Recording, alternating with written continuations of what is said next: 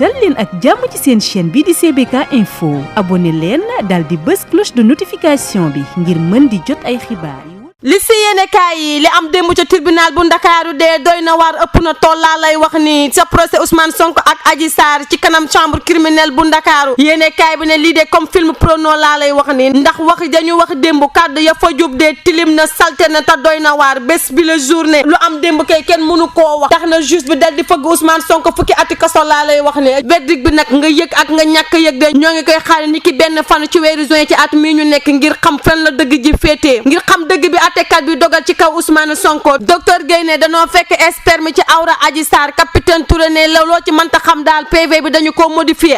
moo ngi ñaaw de bopp su populi ne en tout cas Ousmane Sonko daal fukki ati kaso moo koy xaar te nag verdict bi de ñoo ngi koy xaar ni ki benn fan ci weeru juin ci atum 2023 bii te Adji Sarr Badio bi de nee na $1 million ak xaaj moom lay laaj ci des dommages intérêts Ndeye Khady Ndiaye juróomi ati kaso la ñu koy toppee ak complot de viol yéene kaay bi ne nga yëg ak nga ñàkk a yëg de démbu daal ca tribunal bu Ndakaaru la fa amoon de comme film prono salte na ñaaw na tilim na ci ay kàddu yi nga xam ne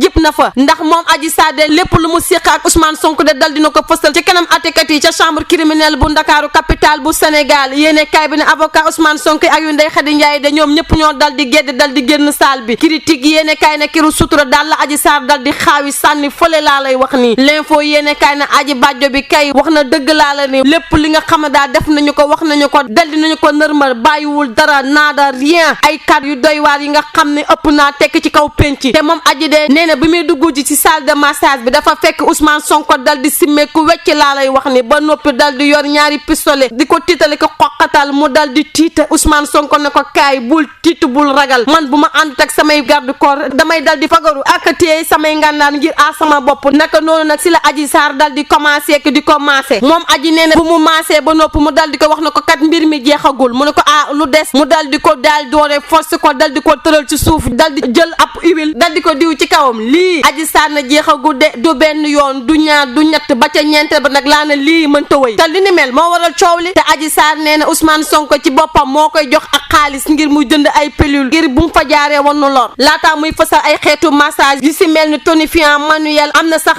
l'épilation te seen client de tànk daanuwul de seen émission yeggagul waa lii mbaa jàmm la docteur Guèye xanaa dégg loolu ma la wax expert mu dëgg la ñu fekk ci awra Adji Sarr te lii man maa koy fësal laas ne procès Ousmane Sonko ak Adji Sarr sa tribunal ba démb daal doy na waar le quotidien ne ñii kay comme film X laa lay wax nii les éco ne lii kay waxatuma la film X waaye xanaa triple X kay ndax Adji Sarr lépp la dal di yebbu démb ci kanam atekat yi yéene kay bi ne démb ci suba gi ba guddi gi xar ñu ngi ca tribunal ba ngir xam fan la dëgg ji di féete le temps mooy ne kàddu yi Adji Sarr yëkkati kay li xale yi di wax rek mooy loolu ginnaaw procès bi nga xam ne ki ñuy topp daal démb teewul ca tribunal ñu koy tuumaal di Ousmane Sonko ay avocat am dal di gedd dal di génn salle ba yéene kaay bi ne Adji Sarr kay tere mokk na démb rupp laa lay wax ni l'observateur na nga yëg ak nga ñàkk a yëg de verdict bi ñoo ngi koy xaar ni ki benn fan ci weeru juin ci atum 2023 bi ngir xam fan la wenanti mujjee ki gëtam ginnaaw coowal viol ak menace de mort laas ne ay ngandu maamu risque kay moom mooy xaar Ousmane Sonko maire Ziguinchor njiital parti bii di Pastef vopp si populi en tout cas daal raag bi daal dolli na sa Ziguinchor te Ziguinchor boobu de Ndakaaru ñoo ngi topp procès bii bés bi la journée ginnaaw kër Serigne Mbaye Thiam bi nga xam ne songoon nañu ko de kër Doudou Thiam de lañu ci bëggoon a taal jëppét laa lay wax ni ñoom ñi nga xam ne ñoo bëggoon def jëf yu ñu mel de dañoo takki masque muur seeni kanam yéene kaay bi ne am na ñeent ñi nga xam ne yoon teg na leen loxo kenn ki de mu ngi wuyoo ci turu Icoli te lu ñu bëggoon dëgg de mooy taal jëppéete kër Doudou Ka laa lay wax ni grand place ne accident bu métti bu doy waar moo am fee ca Kédougou ñaari borom moto de ñoo doon daw ba dal di mbëkkante ba kenn dal di njaaree ci ñàkk bakkanam ak lu ci mënta am daal yal nañu yàlla defal jàmm. Sénégal, bonjour. Audience spéciale aux chambres criminelles de Dakar. Hivernage 2023. Les 14 missions données au ministère pour la prévention et la gestion des inondations. Les Lionceaux en quête de relance. 10 ans de réclusion criminelle requis contre Ousmane Sonko affiche à la une Le Soleil. Le procureur requiert 10 ans met également en exergue enquête. La chambre criminelle du tribunal de Dakar a mis en délibéré le verdict du procès Ousmane Sonko pour viol présumé au 1er juin prochain. L'audience spéciale de l'affaire Sweet Beauté s'est tenue mardi sans la présence du maire de Ziguinchor Ziguinchor, qui est accusé de viol et de menaces de mort par l'ex-masseuse Adji Sarr. Ousmane Sonko, après avoir déclaré qu'il ne coopérerait plus avec la justice sénégalaise dans cette affaire, s'est retiré depuis plusieurs jours à Ziguinchor, passé de leader national à un leader local, à l'encontre de Ndeye Khady Ndiaye, le procureur du salon de Massa Sweet Beauté où se seraient passés les faits de viol. Le procureur a requis 5 années d'emprisonnement pour complicité de viol et 1 an d'emprisonnement ferme pour diffusion d'images obscènes et incitation à la débauche. L'audience marathon s'est poursuivie jusqu'à mercredi à l'aube vers 3h20, a constaté l'APS, agence presse sénégalaise, dans la salle 4 du palais de justice de Dakar. Le quotidien L'Info parle de Debala Salas à la barre, rapportant les témoignages crus de la plaignante Adji Sarr. C'était hot, dit le quotidien Bës Bi Le Jour. Le procès de l'affaire de viol présumé qui oppose le leader du PASTEF à l'ex-masseuse de Sweet Beauté s'est enfin ouvert ce mardi à la chambre criminelle du tribunal de grande instance de Dakar, malgré l'absence de Sonko. Le spectacle et les débats d'audience entre Adji Sarr et son ancienne patronne Ndeye Khady Ndiaye, co-accusés, se sont révélés palpitants, écrit le journal. Des échanges marqués par moments de récits érotiques ont été houleux entre la partie civile et la défense, note le quotidien, soulignant l'attitude sans limite d'Adji Sarr dans son récit et la position de son ancienne patronne et propriétaire du salon de beauté Ndeye Khady Ndiaye qui botte tout en touche. Walf quotidien révèle que c'était tonique à la barre. Selon le témoin, le procès pour viol et menace de mort contre Adji Sarr et Ousmane Sonko a viré hier au déballage pornographique avec Adji Sarr dans le rôle de pornostar. Sud Quotidien parle de procès sans défense. Le journal souligne que les conseils des accusés ont décidé de boycotter l'audience après avoir introduit en vain un renvoi de procès. Pendant ce temps, titre Libération, les arrestations sans scène parmi des membres du PASTEF, les Patriotes à Dakar, Ziguinchor et à Kaolack. Le Soleil est revenu sur les recommandations du gouvernement pour une bonne gestion des inondations au terme d'un conseil interministériel présidé mardi par le Premier ministre Amadou Ba. Le gouvernement a validé 14 recommandations destinées à une bonne gestion des inondations au cours de l'hivernage 2023. Parmi ces recommandations, il y a entre autres la finalisation et rendre disponible la cartographie des zones inondables au plus tard en fin juin 2023 par le ministre de l'eau et de l'assainissement Serigne Mbaye Thiam, ou encore résorber la totalité des arrières des factures dues aux entreprises intervenant sur les travaux de prévention des inondations, écrit le journal. Terminons avec le quotidien Record qui titre à sa une: les Lionceaux en quête de relance. Le Sénégal et l'Israël s'affrontent ce mercredi 24 mai 2023 pour le compte de la deuxième journée de la Coupe du Monde U20 2023. Sous pression, chacune des deux équipes devra tout donner afin de l'emporter et reprendre espoir pour la suite de la compétition. Les poulains de Malick Daf sont condamnés à l'exploit. À vos kiosques et bonne lecture.